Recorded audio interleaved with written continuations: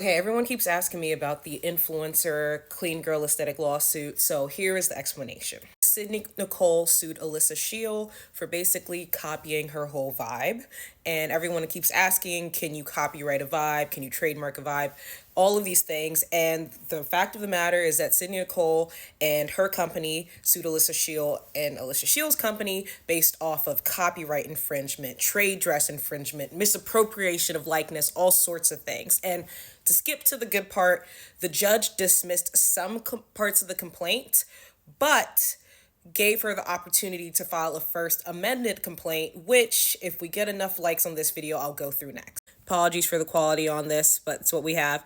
In the complaint, they talk about how the burgeoning influencer industry allows content creators such as Sydney to foster their own unique brand identity. The complaint then goes into how Alyssa tries to seal every single thing that Sydney does. Oh, and by the way, Sydney and Alyssa were friends at first, and they're both in Texas. And this case was brought in the Western District of Texas. So it starts by saying that the defendants, buying through the Instagram account Alyssa Sheil, have infringed on plaintiff's registered works by replicating photos, videos, products, captions, and styling of myriad plaintiff's posts. You might be wondering, how much copying? Well, let's go through a few examples.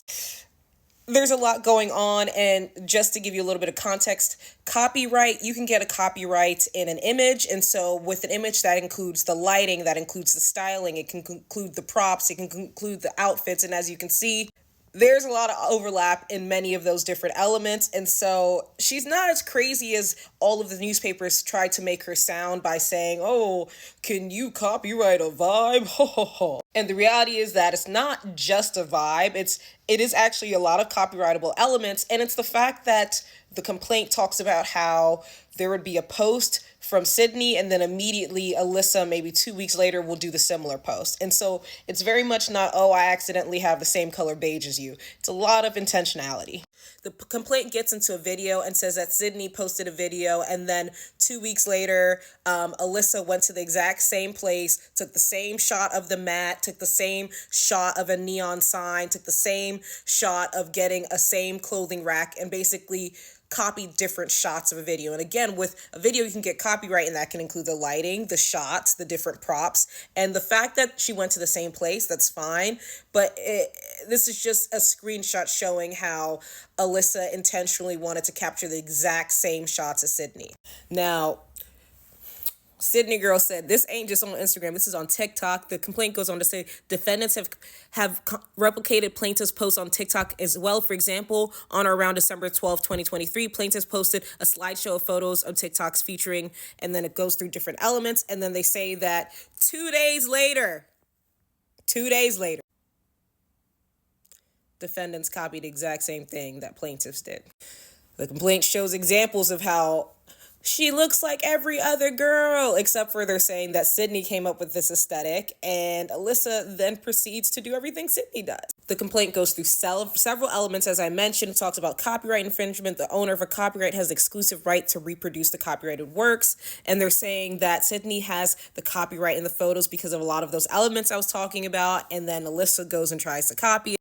The complaint also talks about this thing called vicarious copyright infringement, which is basically if you didn't do it, you kind of did it through a third party. And the reason it talks about this is because Sydney and Sydney's company are suing Alyssa and Alyssa's company. And it sounds like what they're alluding to is if Alyssa tries to say, oh, well, I hired someone to run my social media, they're saying, each defendant has and had the right and ability to supervise the infringing content. Defendants here at all times relative to this action controlled the Instagram, Amazon, bio site, and TikTok. And so if they try to say, oh, it was just somebody else who managed our content, they're saying, well, you, Alyssa and Alyssa's company, you had control over all of your little handles. So if you did not directly commit copyright infringement by posting it, you certainly had control, and so you did vicarious copyright infringement. Now, they then go into trade dress infringement, which I think is the strongest elements. For example, they say plaintiff have a distinctive trade dress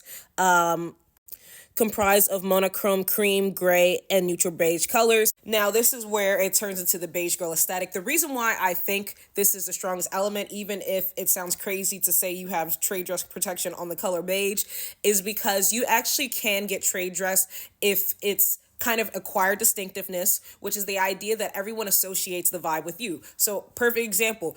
Louboutin has trade dress protection on the color red on the bottom of the shoe. And a lot of people are like, well, how can you own the color red? What is that? And it's kind of what they're saying, where it's an aesthetic that everyone associates with you. And I think focusing on the colors alone, the beige girl aesthetic is not enough. It's not as simple as a red that's on a shoe and everyone sees it, but like there are plenty of beige girls on the internet. But I do think there's a certain vibe. She gets certain shots, and it does not help that Alyssa posts the same shots, the same colors, the same outfits right after Sydney does. And so the same way you can actually get a trade dress protection, there's a case that deals with trade dress protection in a restaurant. There were two Mexican restaurants that had similar vibes. This is the same way that an Instagram, an Amazon storefront, a TikTok, they're almost like stores. And if you have similar vibes, there can be trade dress infringement. So we're hitting the 6-minute mark. I just am starting to get into it, but like for part 2, where I'll go through the fact that the judge actually dismissed some of the elements, but they said that they will give them some time to file an amended complaint in order to address some of the deficiencies and elements. Let me know down in the comments if you want to hear more about that.